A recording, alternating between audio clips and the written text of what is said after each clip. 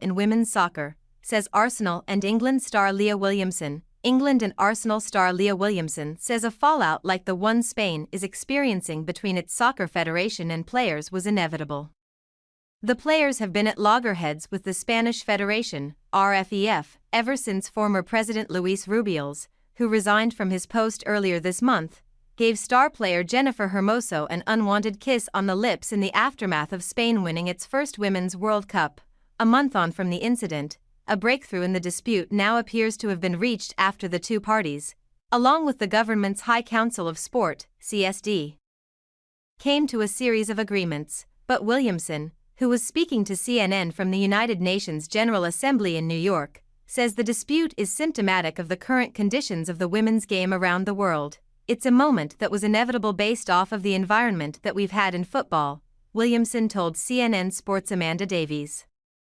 I'm glad that it's getting the exposure that it is, but as a fellow footballer I really feel for the girls. No player should have to go through what they're going through, and it's the exact reason why I'm here at the UN, because I have an opportunity to speak on improving conditions for young women going forward.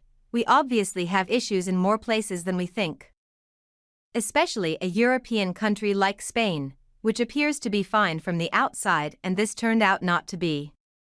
Williamson says she understands her responsibility as a female footballer to help improve conditions for others around the world, and will stand beside her colleagues and competitors whenever they need me.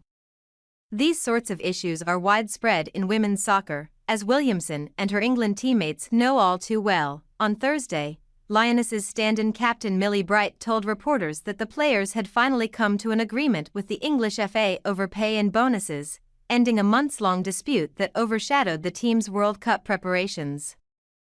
Every cloud has a silver lining. After injuring her knee during Arsenal's Women's Super League match against Manchester United in April, Williamson was later given the diagnosis that soccer players dread the most, a ruptured ACL. It meant her dream of leading England out at a World Cup was over, at least for another 4 years, and several months of grueling rehab awaited her before she would be able to take to the pitch again. But what was undoubtedly one of the worst moments of her career has now offered her the opportunity to experience things she otherwise wouldn't have.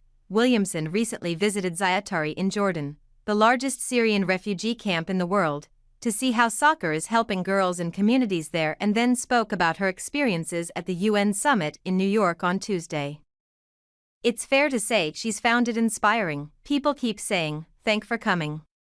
I'm like, "No, thank you for having me," she says, because even for me to listen and speak to these people, you come away and you just think, right, how do I change the world? Williamson became the first England women's soccer star and the first Arsenal player to speak on stage at the UN, and the 26-year-old asked for help in providing equal opportunities for girls to play sport around the world.